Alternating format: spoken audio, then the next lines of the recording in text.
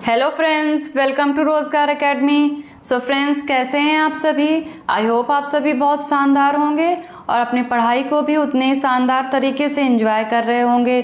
So friends, ऐसे ही शानदार पढ़ाई को जारी रखने के लिए हमारे साथ बने रहें ताकि हम आपके लिए ऐसे ही शानदार वीडियोस लाते रहें। तो चलिए फ्रेंड्स, अपने शानदार लेक्चर को शुरू करते हैं। तो फ्रेंड्स, हम आपके लिए आज के लेक्चर में प्राचीन इतिहास के कुछ टॉप एमसीक्यूज लेके आए हैं। इससे आपको एग्जाम के लेवल के बारे में पता चलेगा कि एग्जाम में किस प्रकार के क्वेश्चन पूछे जाते हैं। आई होप आपको एक अच्छा आइडिया मिल जाएगा जिससे आप एग्जाम की कठिनता और सरलता को समझ पाएंगे और उसी प्रकार से अपनी तैयारी करेंगे। तो चलिए फ्रेंड्स, अपने लेक्चर को देखते हैं, आगे बढ़ते हैं। क्या क्या क्वेश्चन है आज के हमारे लेक्चर में? तो देखिए फ्रेंड्स, पहला क्वेश्चन पूछा जा रहा है कि मौर्य साम्राज्य स्थापित किया गया था किसके द्वारा? तो ये बहुत ही सरल क्वेश्चन है फ्रेंड्स, हिंदी और इंग्लिश दोनों में है।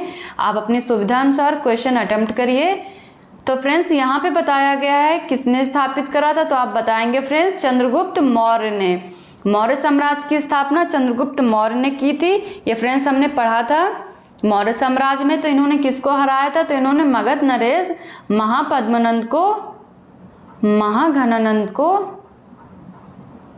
महाघनानंद को इन्होंने हराया था।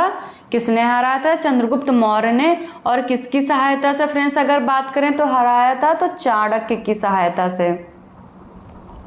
चाणक्य ने इनको शिक्षा दी थी और ये बाद में इनके प्रधानमंत्री भी बनते हैं। कौन बनता है फ्रेंड्स? चाणक्य। तो ये रही आपके मौर्य साम्राज्य चंद्रगुप्त मौर्य की एक छोटी सी जानकारी। चलिए अगला क्वेश्चन देखते हैं फ्रेंड्स, क्या है अगला क्वेश्चन? तो यहाँ पे पूछा गया है फ्रेंड्स, किसके ग्रंथ में चंद्रगुप्त मौर्य को एक विशिष्ट रूप से वर्णन हुआ है? तो बताइए फ्रेंड्स, किसके ग्रंथों में हुआ है? शूद्रक या फिर कालिदास, विशाखादत्त या फिर अश्वघोष? तो बताइए फ्रेंड्स, यह भी हमने अपने लेक्चर में कवर किया था। तो फ्रेंड्स, इसका आंसर होगा विशाखादत्त। तो विशाखादत्त की बुक थी मुद्रा राक्षस। कौन सी बुक थी फ्रेंड्स? ये भी याद रखिएगा, ये पूछा जाता है कि मुद्रा राक्षस किसकी बुक थी या किसका ग्रंथ था? तो आप बताएंगे विशाखादत्त। तो यहाँ पे इनको वृषल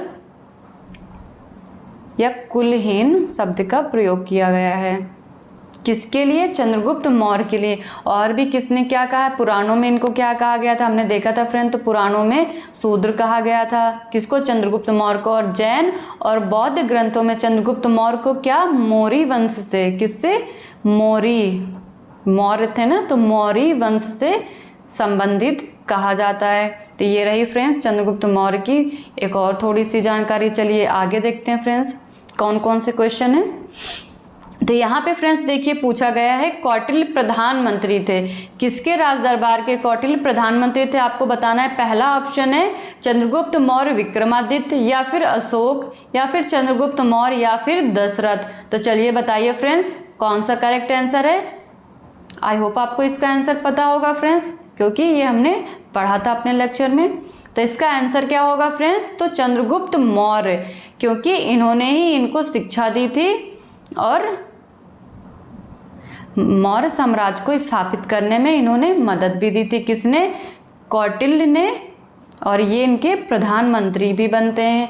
किसके राज दरबार के? तो चंद्रगुप्त मौर्य के राज के दरबार में। यहाँ पे फ्रेंड्स आप चंद्रगुप्त विक्रमादित्य से बिल्कुल भी कंफ्यूज मत कर दीजिएगा चंद्रगुप्त मौर्य क्यों, क्योंकि एग्जाम में हम लोग क्या करते हैं, जल्दी जल्दी में ऐसी गलतियां कर देते हैं और हमको आता हुआ क्वेश्चन भी हमारा गलत हो जाता है। तो इस बात का आप ध्यान रखिएगा फ्रेंड्स। यहाँ पे चंद्रगुप्त मौर्य, आप ऑप्शन ध्यान से पढ़िएगा फिर टिक करिएगा। यहाँ पे है चंद्रगुप्त मौर्य। अब तो फ्रेंड्स टिक करने की बात ही नहीं रही, अब तो हमको गोले भरने होते हैं, ओमार सीट में गोले फिल करने होते, तो आप वो गोले सही से भरिएगा फ्रेंड्स। चंद्रगुप्त मौर्य ना हो के इसका आंसर क्या है? चंद्रगुप्त विक्रमादित्य ना हो के चंद्रगुप्त मौर्य इसका करेक्ट आंसर होगा। चलिए फ्रेंड्स, अपना नेक्स्ट क्वेश्चन देखते हैं क्या है। यहाँ पे पूछा गया है, कौटिल्य का अर्थशास्त्र किस बात की हमको जानकारी देता है? कौटिल्य का अर्थशास्त्र एक क्या है? तो बताना है फ्रेंड्स आपको कि चंद्रगुप्त मौर्य के संबंध में नाटक है या फिर आत्मकथा है। तीसरा ऑप्शन कह रहा है चंद्रगुप्त मौर्य का इतिहास बताता है, या फिर डी ऑप्शन कह रहा है शासन के सिद्धांतों की पुस्तिका है। तो चलिए फ्रेंड्स आप बताइए इसका आंसर क्या? बताइए फ्रेंड्स इसका आंसर। आई होप आपको पता होगा इसका आंसर। तो इसका आंसर फ्रेंड्स क्या लग रहा है आपको, क्या हो सकता है? चंद्रगुप्त मौर्य का इतिहास। लग तो रहा है इसमें चंद्रगुप्त मौर्य के इतिहास के बारे में बताया होगा, पर फ्रेंड्स ये गलत होगा ऑप्शन। अगर आप इसको टिक करेंगे तो ये गलत होगा। इसमें क्या बताया गया? इसमें शासन के सिद्धांतों के बारे में बताया है। तो प्रिंसिपल ऑफ गवर्नेंस, तो हमको इसमें प्रशासन और इसमें मौर्य साम्राज्य की कृषि व्यवस्था के बारे में बताया गया है। साथ ही साथ जो सप्तांग सिद्धांत दिए गए थे वो भी इसी पुस्तक में दिए हैं। किसमें? कौटिल्य के अर्थशास्त्र में। तो आप फ्रेंड्स ये बिल्कुल मत करिएगा कि इसमें मौर्य साम्राज्य का इतिहास दिया गया है, तो ऐसा बिल्कुल नहीं है।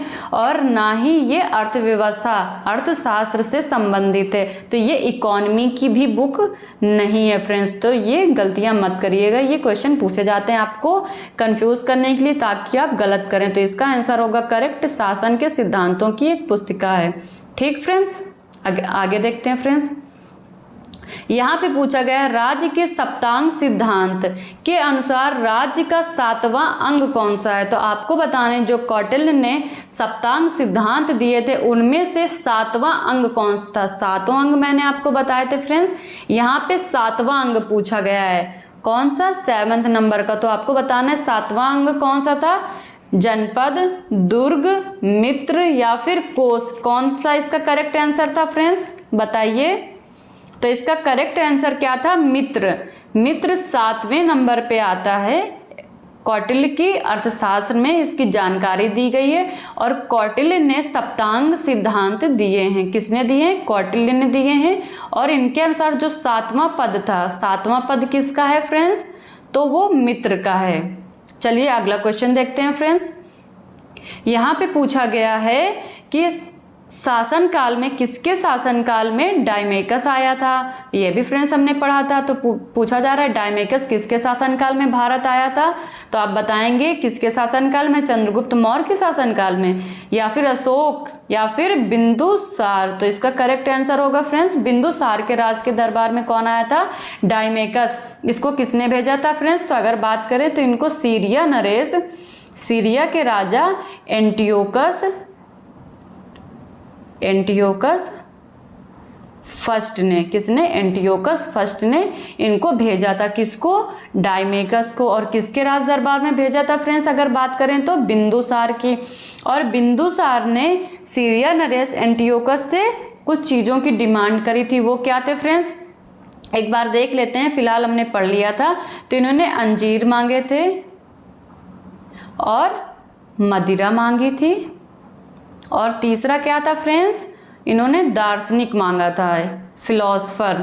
तो इनको इन्होंने देने से मना कर दिया था। डायमेकस, सीरिया नरेश जो एंटियोकस थे, इन्होंने अंजीर या फिर सूखे मेवे भी मिलते हैं और मदिरा इन्होंने भिजवा दिया था, परंतु इन्होंने दार्शनिक देने से मना कर दिया था। इनका कहना था कि हमारे यहाँ दार्शनिकों का व्यापार नहीं होता है, तो इन्होंने दार्शनिक देने से मना कर दिया था। चलिए अपना अगला क्वेश्चन देखते हैं फ्रेंड्स।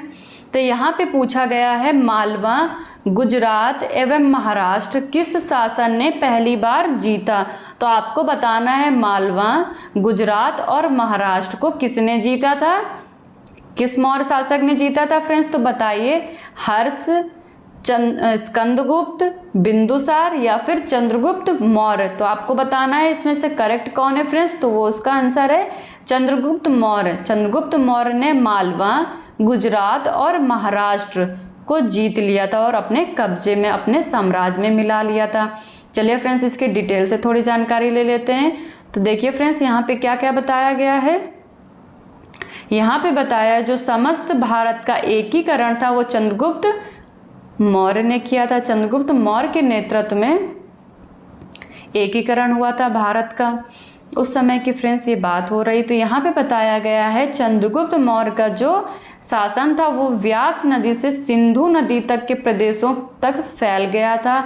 और इसकी जानकारी रुद्रदामन के अभिलेखों से मिलती है कि पश्चिम भारत, जैसे कि मालवा, गुजरात और महाराष्ट्र, तो पश्चिम भारत पर उनका अधिकार था। ये किससे जानकारी मिलती है? तो रुद्रदामन के जूनागढ़ अभिलेख से इसकी जानकारी मिलती है। और साथ ही साथ जैन ग्रंथों, किसमें, जैन ग्रंथों, तो चंद्रगुप्त मौर्य ने जैन धर्म अपनाया था। आपको याद होगा कौन सा धर्म, जैन धर्म। तो जैन ग्रंथों में बताया गया है कि सौराष्ट्र अब क्या किस नाम से जाना जाता है फ्रेंड्स, तो अब ये गुजरात नाम से जाना जाता है। कौन, सौराष्ट्र। तो इन्होंने बताया गुजरात, सौराष्ट्र के साथ साथ अवंती पर भी चंद्रगुप्त मौर्य का अधिकार था। तो सौराष्ट्र के साथ साथ अवंती पर भी था। और इनकी मृत्यु के समय साम्राज्य का विस्तार पश्चिम में हिंदकुश पर्वत, तो हिंदकुश पर्वत में तक फैला हुआ था और बंगाल की खाड़ी तक, और उत्तर में अगर बात करें तो हिमालय तक, और दक्षिण में फ्रेंड बात करें तो मैसूर तक। ये फ्रेंड्स हमने अपने लेक्चर में देखा था कि इनका राज्य विस्तार कहाँ कहाँ है। चलिए फ्रेंड फिर भी एक बार देख लेते हैं। ये रहा आपका उत्तर, और ये है उत्तर, ये दक्षिण, और ये पूरब, और ये पश्चिम। तो यहाँ पे फ्रेंड्स बताया गया है कि उत्तर में इनका राज्य हिमालय तक फैला हुआ था। और अगर फ्रेंड्स दक्षिण में बात करें तो दक्षिण में कहाँ, मैसूर तक फैला हुआ था। और यहाँ पे फ्रेंड्स बंगाल तक। और यहाँ पे देखिए फ्रेंड्स कि हिंदकुश पर्वत तक इनके साम्राज्य का विस्तार था। तो आई होप आपको ये समझ आ गया होगा फ्रेंड्स। चलिए अपना अगला क्वेश्चन देखते हैं। ये इसका इंग्लिश में दिया हुआ है फ्रेंड्स, तो आप देख लीजिएगा जो भी आप इंग्लिश मीडियम वाले स्टूडेंट हैं। यहाँ पे देखिए फ्रेंड्स अगला क्वेश्चन क्या कह रहा है कि किस अभिलेख से यह प्रमाणित होता है कि चंद्रगुप्त का प्रभाव पश्चिम भारत पर था। तो ये फ्रेंड्स पिछले क्वेश्चन से संबंधित क्वेश्चन है। आई होप आप इसका अब आसानी से उत्तर दे पाएंगे कि यहाँ पे पूछा गया है किस अभिलेख से हमको यह जानकारी मिलती है कि चंद्रगुप्त का प्रभाव पश्चिम भारत पर भी था। तो बताइए फ्रेंड्स इसका आंसर। यहाँ पे इसका आंसर होगा कलिंग शिलालेख या फिर रुद्रदामन का शिलालेख। कंफ्यूजन हो रहा है, बताइए तो आप जरा इसका आंसर। तो इसका फ्रेंड्स आंसर होगा रुद्रदामन का जूनागढ़ अभिलेख। अब आपको कोई डाउट नहीं होना चाहिए। अब आप क्वेश्चन सॉल्व करते समय ऐसा मत सोचिएगा कि इसका आंसर क्या होगा, आप बस तुरंत टिक लगाइएगा। क्या होगा, रुद्रदामन का जूनागढ़ अभिलेख। ठीक फ्रेंड्स, जिससे इनको जानकारी मिलती है कि इनका पश्चिम भारत में भी प्रभाव था। चलिए फ्रेंड्स अपना अगला क्वेश्चन इनके डिटेल में देख लेते हैं, इस क्वेश्चन के बारे में थोड़ा। तो यहाँ पे फ्रेंड्स देखिए बताया गया है कि जो रुद्रदामन का जूनागढ़ अभिलेख था, रुद्रदामन का जूनागढ़ अभिलेख से ये जानकारी मिलती है कि सौराष्ट्र अर्थात गुजरात, जो कि मैंने आपको अभी बताया, में चंद्रगुप्त मौर्य के जो प्रांतीय गवर्नर थे। तो इस समय अगर बात करें तो गुजरात का जो गवर्नर कौन था, तो उसका नाम है पुष्यगुप्त। तो गुजरात का गवर्नर, राज्यपाल जिसको कहेंगे, तो पुष्यगुप्त थे। इनके द्वारा सिंचाई, बांध निर्माण आदि का उल्लेख मिलता है, जिससे यह सिद्ध होता है कि इनका पश्चिम भारत में भी मौर्य साम्राज्य शामिल था। पश्चिम भारत में भी मौर्य साम्राज्य का प्रभाव था। चलिए फ्रेंड्स अगला क्वेश्चन देखते हैं। तो यहाँ पे अगला क्वेश्चन कह रहा है फ्रेंड्स, किसने सहिष्णुता, उदारता और करुणा त्रिविधि आधार पर राजधर्म की स्थापना की। तो चलिए फ्रेंड्स इसका आंसर दीजिए आप। किसने करी थी, अशोक ने, या फिर अकबर, या फिर रणजीत सिंह, या फिर शिवाजी। तो चलिए फ्रेंड्स इसका आंसर आप बताइए। किसने सहिष्णुता, उदारता और करुणा के आधार पर धर्म की स्थापना की थी, अपने राजधर्म की। तो इसका आंसर होगा फ्रेंड्स कौन, अशोक। अशोक ने सहिष्णुता, उदारता को अपनाया। चलिए फ्रेंड्स इसकी डिटेल देख लेते हैं।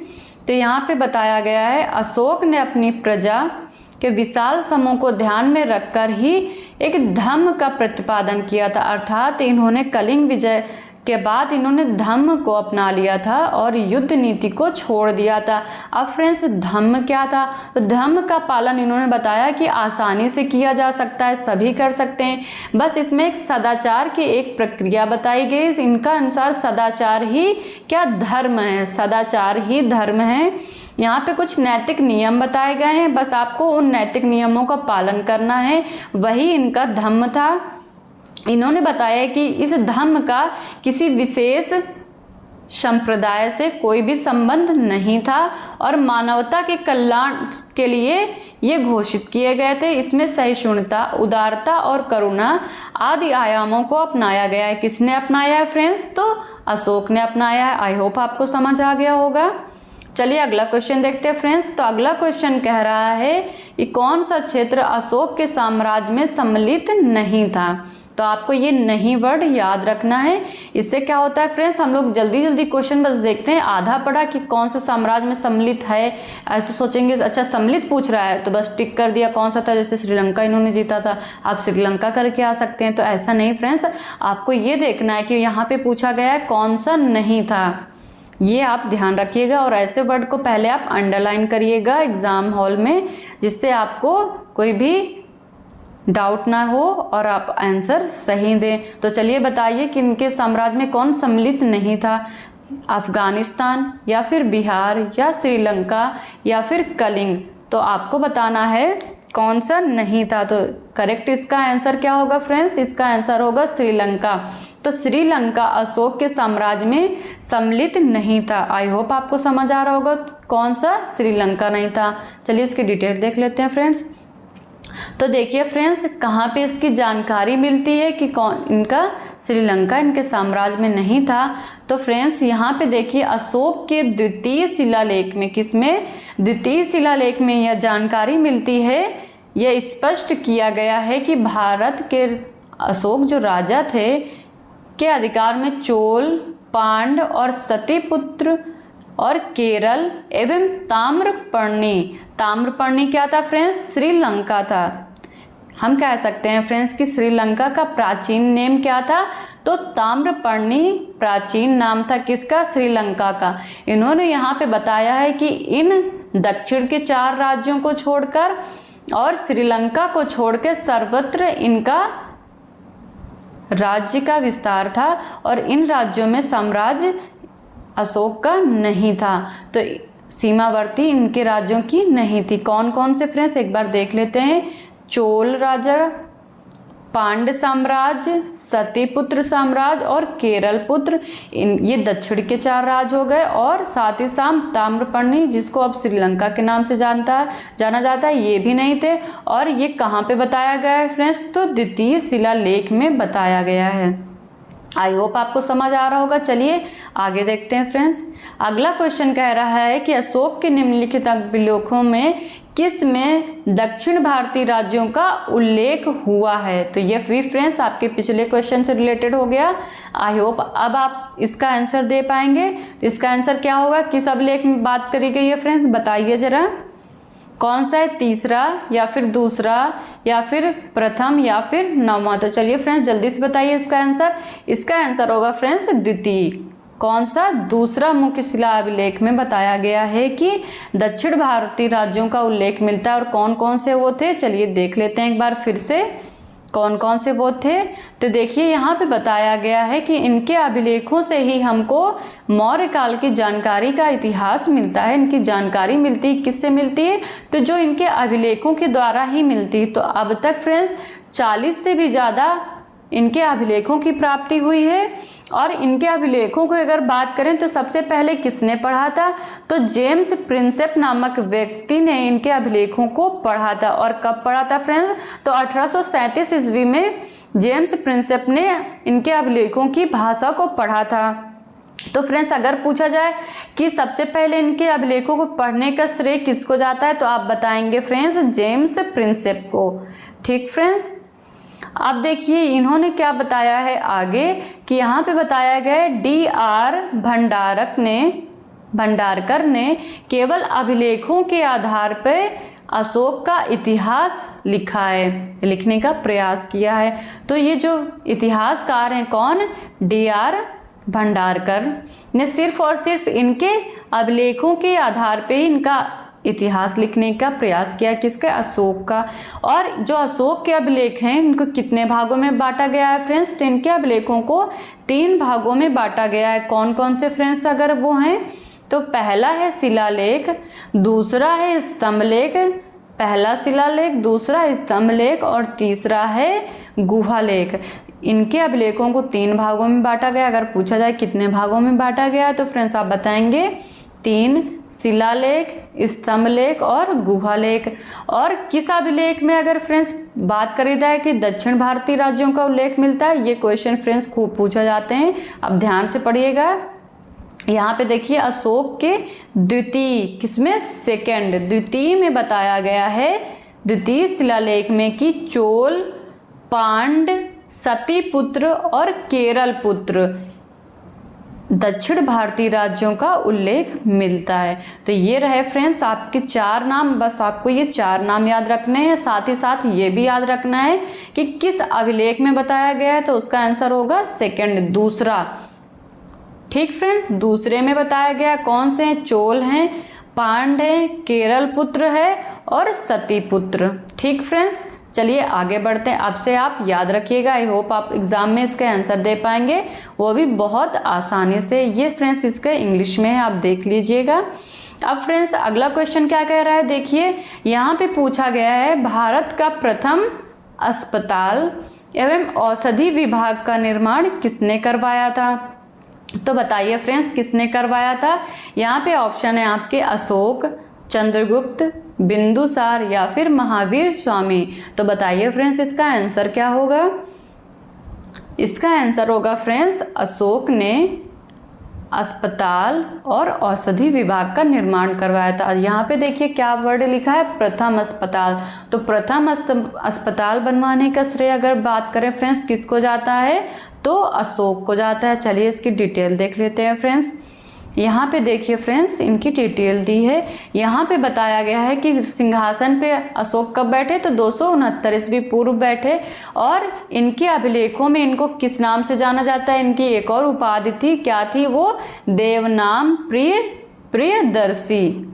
प्रियदर्शी इनकी उपाधि थी। किसकी थी फ्रेंड्स अगर बात करें तो अशोक की थी, ये इनकी उपाधि हो गई फ्रेंड्स। और ये इतने ईस्वी पूर्व गद्दी पे बैठे थे। अब फ्रेंड्स अगर बात करें तो इनके बारे में कहा जाता है कि सम्राट अशोक जितना अपने युद्ध के लिए नहीं प्रसिद्ध थे, उतना ज़्यादा वो अपनी धम्म नीति के लिए प्रसिद्ध हुए।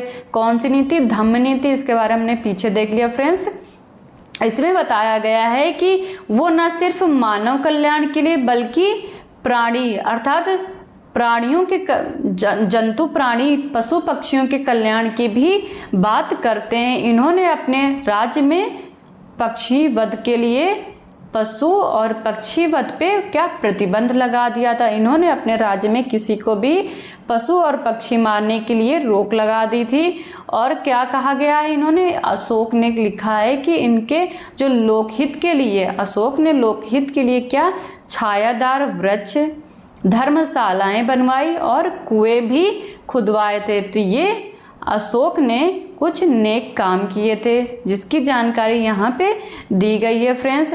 अब यहाँ पे फ्रेंड्स बताया गया है कि इनके शासनकाल में मनुष्यों, मानव और पशुओं के लिए उपयोगी औषधियों हेतु प्रथम अस्पताल का निर्माण करवाया गया था। साथ ही साथ औषधि बागों का भी निर्माण करवाया गया था।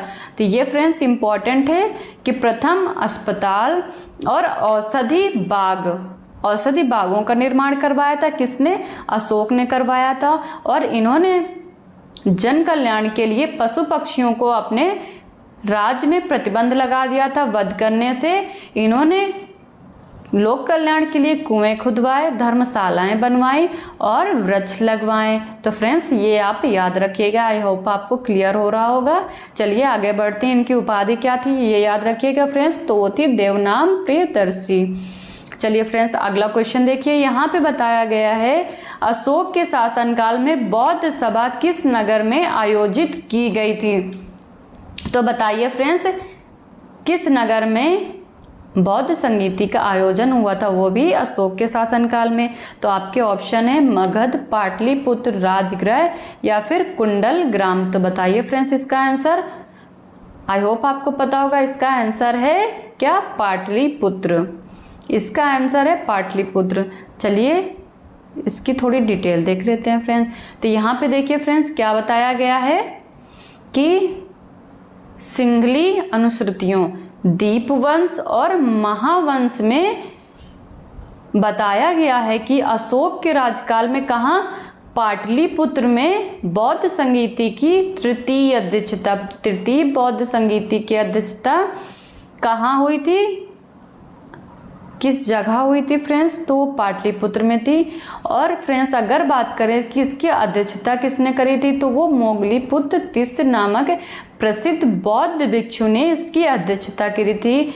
किसकी, बौद्ध संगीति की। कहाँ हुई थी फ्रेंड्स, पाटलिपुत्र में हुई थी। और ये तीसरे नंबर की बौद्ध संगीति थी, किसके शासनकाल में हुई थी, अशोक के शासनकाल में। और इसकी अध्यक्षता किसने करी थी, तो मोगलीपुत्र तिस्स ने करी थी। और ये एक बौद्ध भिक्षु थे, कौन, मोगलीपुत्र तिस्स। चलिए आगे बढ़ते हैं फ्रेंड्स। अब आप ये क्वेश्चन बताइएगा फ्रेंड्स, इसमें क्या कहा जा रहा है। तो चलिए फ्रेंड्स देखिए आपका क्वेश्चन क्या कह रहा है। इसमें पूछा गया है मौर्य साम्राज्य बौद्ध धर्म के अनुयायी थे। तो कौन से मौर्य शासक थे जो बौद्ध धर्म के अनुयायी थे, ये आपको बताना है। तो आपके फ्रेंड्स ऑप्शन है चंद्रगुप्त, अशोक, बिंदुसार या फिर दशरथ। तो आपको बताना है इनमें से किन शासकों ने बौद्ध धर्मों को अपनाया था। और आपके ऑप्शन कुछ मल्टीपल टाइप के दिए गए हैं, कुछ इस तरह से। तो बताइए फ्रेंड्स इसका आंसर क्या होगा। तो फ्रेंड्स आपको अशोक तो पता ही है कि अशोक ने बौद्ध धर्म अपनाया, हम इतनी देर से पढ़ते आ रहे हैं। अब फ्रेंड्स आपको और भी ऑप्शन इनमें से एक को और सिलेक्ट करना है कि इनमें से कौन है। तो फ्रेंड्स हमने देखा था चंद्रगुप्त मौर्य ने जैन धर्म अपनाया था और संलेखना विधि से अपने प्राण त्यागे थे। आई होप आपको ये चीज़ें याद होंगी, हमने इनके बारे में पढ़ लिया है। अब फ्रेंड्स अगर बात करें बिंदुसार की, तो बिंदुसार ने किस आजीवक संप्रदाय को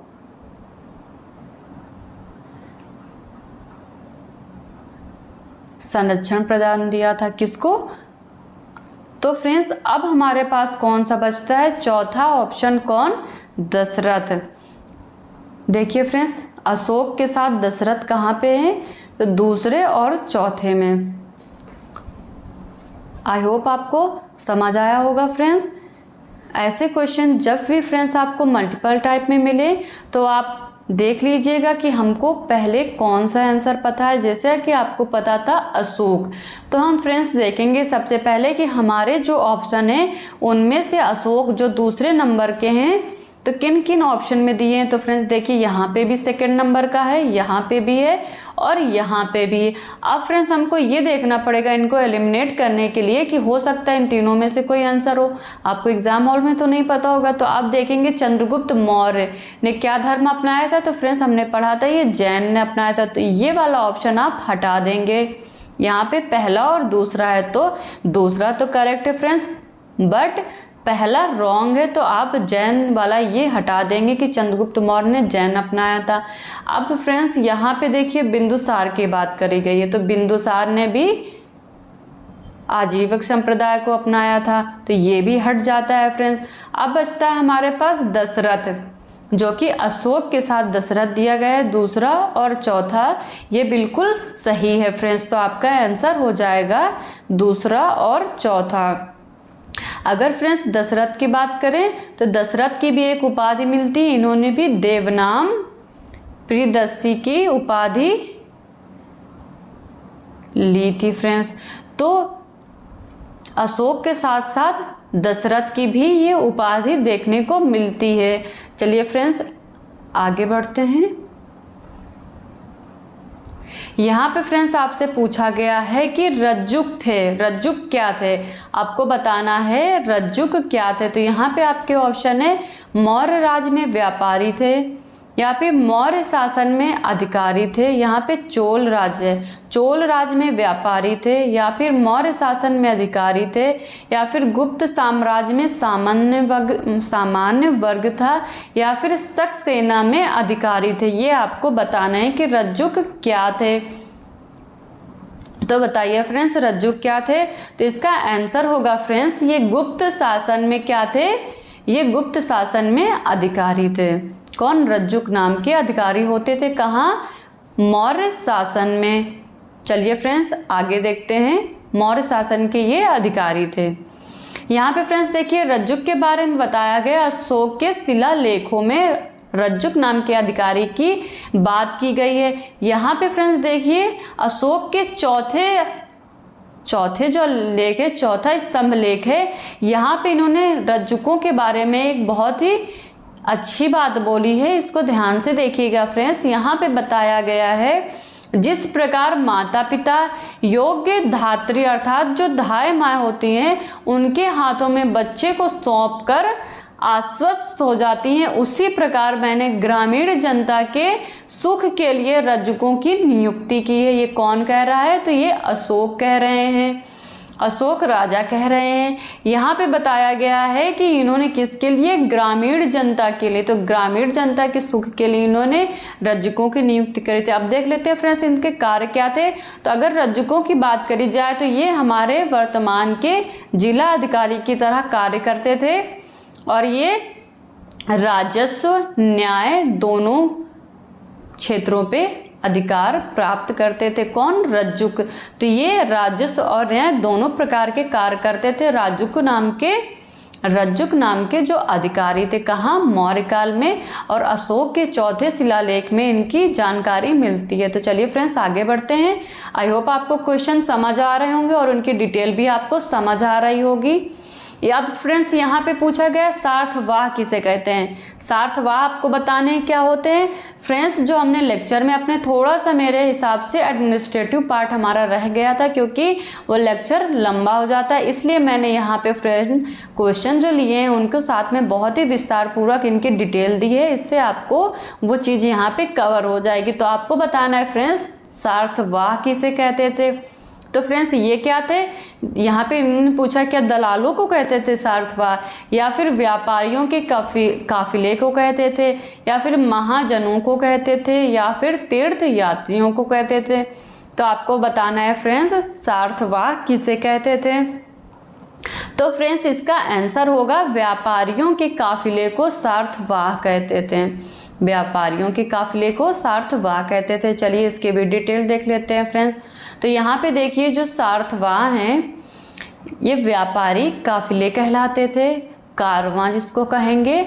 और इसको जो है इसकी जानकारी अगर बात करें तो किस में दी गई है? तो कौटिल्य के अर्थशास्त्र में इसकी जानकारी दी गई है हमको। व्यापारियों के काफिले सार्थवाह कहलाते थे, इसकी जानकारी अर्थशास्त्र में दी गई है। और फ्रेंड्स अगर बात करें अर्थशास्त्र किसने लिखी है तो वो कौटिल्य ने लिखी है। ठीक फ्रेंड्स, और ये मौर्य काल की जानकारी देता है हमको। चलिए फ्रेंड्स आगे बढ़ते हैं। अब देखिए फ्रेंड्स यहाँ पे एक और अधिकारी के बारे में पूछा गया है। ये पूछ रहे हैं कि कौन सा अधिकारी मौर्य प्रशासन का भाग नहीं था। यहाँ पे इम्पोर्टेंट इस क्वेश्चन की क्या है कि इन्होंने पूछा है कौन सा नहीं था। हम क्या करते हैं फ्रेंड्स एग्जाम में जल्दी जल्दी में क्वेश्चन पे देखते हैं और ये नहीं शब्द देखना भूल जाते हैं और गलत अपना आंसर टिक करके चले आते हैं। तो ये फ्रेंड्स आप याद रखिएगा कि इन्होंने पूछा है नहीं था, तो आपको बताना है कौन सा नहीं था। तो इसका आंसर होगा फ्रेंड्स अग्रहारिक, या फिर युक्त, या फिर प्रादेशिक, या फिर राजुक। तो आपको बताना है इनमें से कौन सा नहीं है। चलिए फ्रेंड्स बताइए आप। तो फ्रेंड्स इसका आंसर क्या होगा? तो इसका आंसर होगा अग्रहारिक। इनमें से अग्रहारिक मौर्य प्रशासन अधिकारी नहीं था, मौर्य प्रशासन का भाग नहीं था। बाकी के तीन कौन? युक्त, प्रादेशिक और राजुक।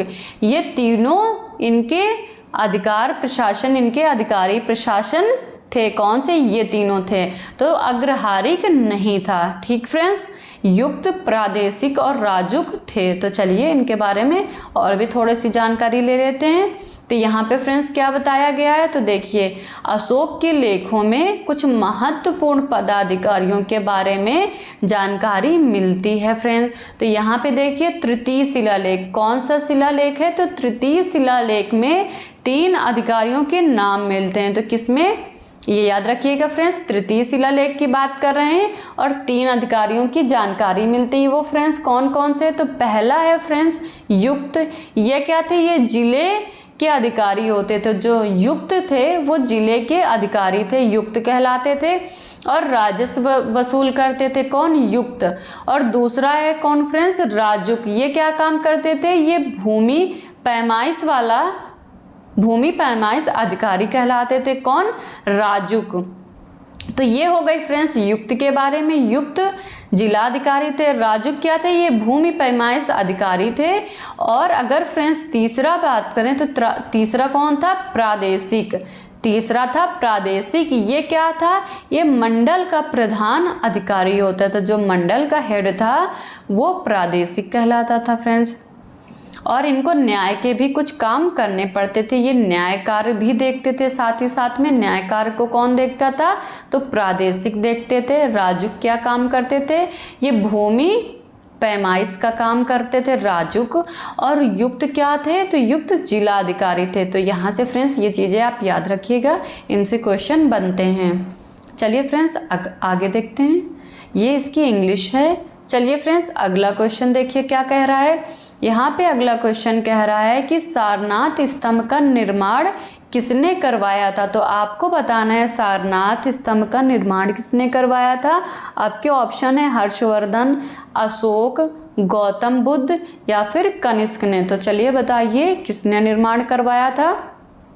आई होप आपको इसका आंसर पता होगा। ये बहुत ही इजी क्वेश्चन है फ्रेंड्स। तो इसका आंसर है फ्रेंड्स अशोक ने करवाया था। किसने करवाया था? अशोक ने सारनाथ स्तंभ का निर्माण करवाया था। चलिए इसकी डिटेल देख लेते हैं फ्रेंड्स। तो देखिए फ्रेंड्स यहाँ पे बताया गया है सारनाथ स्तंभ का निर्माण किसने करवाया था? अशोक ने करवाया था। तो आपसे पूछा जाए फ्रेंड्स कि सारनाथ स्तंभ का निर्माण किसने करवाया था, तो आप बताएंगे अशोक ने करवाया था। इस स्तंभ के शीर्ष पे क्या है? एक सिंह की आकृति बनी हुई है। किसकी बनी है? सिंह अर्थात शेर की आकृति बनी हुई। कहाँ? सारनाथ स्तंभ में। और ये जो शेर, जो सिंह की आकृति बनी है, तो ये किस चीज का प्रतीक है? तो वो शक्ति का प्रतीक है। अगर आपसे पूछें सिंह की आकृति हमको क्या बताती है, तो फ्रेंड्स वो शक्ति को दर्शाती है, एक शक्ति का प्रतीक है। और इसी की प्रतिकृति को हमारे भारत सरकार ने अपने प्रतीक चिन्ह के रूप में अपनाया है। आप पढ़ते हैं फ्रेंड्स, सारनाथ का स्तंभ हमारा प्रतीक चिन्ह है। और ये स्तंभ मौर्य युगीन वास्तु है, वास्तुकला का उदाहरण है। कौन? सारनाथ। और जो अगर फ्रेंड्स बात करें तो यहाँ भी बताया गया जो मौर्यकालीन जो जितने भी स्तंभ है उनमें बलुए पत्थर से बने हुए हैं। कौन से पत्थर से फ्रेंड्स? तो बलुए पत्थर से बने हुए हैं और सिंह की आकृति बनी हुई है। सारनाथ स्तंभ का निर्माण किसने करवाया था? तो अशोक ने करवाया। ये फ्रेंड्स क्वेश्चन बनता है, तो फ्रेंड्स याद रखिएगा। चलिए अगला क्वेश्चन देखते हैं फ्रेंड्स। यहाँ पे पूछा गया है किसे सर्वश्रेष्ठ स्तूप मानते हैं? निम्न में से किसे सर्वश्रेष्ठ स्तूप मानते हैं? तो चलिए बताइए फ्रेंड्स किसको कहते हैं। तो यहाँ पे आपके ऑप्शन है अमरावती, भरहुत या फिर सांची या फिर सारनाथ। तो बताइए फ्रेंड्स आप, इसका आंसर होगा, बताइए जरा फ्रेंड्स क्या होगा? इसका आंसर होगा सांची। क्या होगा? सांची। तो सांची को सर्वश्रेष्ठ स्तूप के नाम से भी जाना जाता है, या फिर कहें सर्वश्रेष्ठ स्तूप की संज्ञा किसको दी गई है, तो फ्रेंड्स उसका आंसर होगा सांची। चलिए इसके बारे में देख लेते हैं फ्रेंड्स। तो यहाँ पे बताया गया है जो सांची है वो सर्वश्रेष्ठ उदाहरण है कला का। और सांची का स्तूप है वो हमको कहाँ से मिलता है फ्रेंड्स? तो मध्य प्रदेश के रायसेन जिले से हमको सांची के स्तूप प्राप्त हुआ है। और इसका निर्माण किसने करवाया था फ्रेंड्स? तो अशोक ने इसका निर्माण करवाया था। किसका? सांची के स्तूप का निर्माण किसने करवाया था फ्रेंड्स? अगर पूछा जाए तो उसका आंसर होगा अशोक। और ये कहाँ पे है फ्रेंड्स? तो ये मध्य प्रदेश के रायसेन जिले में सांची का स्तूप स्थित है। आई होप आपको चीज़ें क्लियर हुई होंगी फ्रेंड्स। चलिए आगे देख लेते हैं अपना क्वेश्चन। तो ये फ्रेंड्स हमारा अंतिम क्वेश्चन है, 20वें नंबर का क्वेश्चन। तो यहाँ पे देखिए फ्रेंड्स क्या पूछा गया है। यहाँ पे पूछा गया है अशोक के शिलालेखों में प्रयुक्त भाषा कौन सी है। तो फ्रेंड्स यहाँ पे आपको अशोक के शिलालेखों की भाषा बतानी है। कौन सी भाषा है? आपके ऑप्शन है संस्कृत, प्राकृत, पाली या फिर हिंदी भाषा का प्रयोग किया। तो बताइए फ्रेंड्स किस भाषा में इनके अभिलेखों की, शिलालेखों की भाषा क्या है फ्रेंड्स? तो आप बताइए इनकी भाषा क्या है। इसका आंसर होगा फ्रेंड्स क्या? प्राकृत। जो अशोक के शिलालेख हैं वो प्राकृत भाषा में मिलते हैं फ्रेंड्स। चलिए इसकी डिटेल देख लेते हैं फ्रेंड्स। तो ये बात करते हैं अशोक के शिलालेखों के बारे में। अशोक के शिलालेखों की जानकारी अगर बात करें तो फ्रेंड्स देखेंगे हम किन किन स्थानों से प्राप्त होती है। तो देखिए फ्रेंड्स इनके बारे में हमने अपने लेक्चर में भी देखा था, यहाँ पे भी फ्रेंड्स और देख लेते हैं एक नज़र। तो यहाँ पे देखिए शहबाजगढ़ी, मानसेहरा, कालसी, गिरनार, धौली, जौगढ़, एर्रागुड़ी आंध्र प्रदेश से मिला था फ्रेंड्स। सोपरा। अशोक के अधिकांश अभिलेख किस भाषा में लिखे हैं? तो वो प्राकृत भाषा में। ये रही इनकी भाषा। कौन कौन से अभिलेख लिखे हैं फ्रेंड्स देखिएगा एक बार फिर से कि शहबाजगढ़ी, मानसेहरा, कालसी, गिरनार, धौली, जौगढ़, एर्रागुड़ी, सोपारा, ये सारे अभिलेख प्राकृत भाषा में। एवं और कौन सी भाषा? इनकी भाषा फ्रेंड्स ये याद रखिएगा कि इन्होंने यहाँ पे भाषा पूछी है, इन्होंने लिपि नहीं पूछी है। और अगर लिपि की बात करें तो वो ब्राह्मी लिपि में है। ये अभिलेख ब्राह्मी लिपि में है और इनकी भाषा क्या है? प्राकृत। आगे देखते हैं फ्रेंड्स।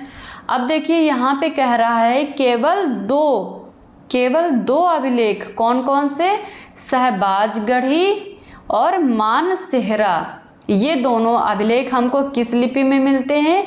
ये ब्राह्मी में ना हो के, ये याद रखिएगा फ्रेंड्स, ब्राह्मी में ना हो के खरोष्टी लिपि में है। तो कौन से दो अभिलेख? शहबाजगढ़ी और मानसेहरा, ये दोनों किस में है? ब्राह्मी में ना होगी, ये खरोष्टी भाषा में मिलते हैं। तो इनके कुछ अभिलेख खरोष्टी भाषा में भी मिलते हैं। अब फ्रेंड्स देखिए आगे क्या कह रहे हैं इनके अभिलेखों के बारे में। तो यहाँ बताया जा रहा है फ्रेंड्स कि तक्षशिला से अरमाइक लिपि में एक अभिलेख मिलता है। तो कहाँ से?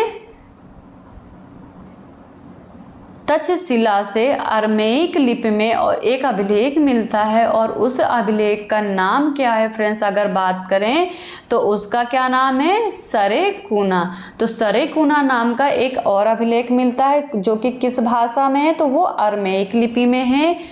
अरमेइक लिपि में है, भाषा में नहीं फ्रेंड्स, लिपि में है। और ये कहाँ से मिलता है फ्रेंड्स? तो ये हमको तक्षशिला से मिलता है।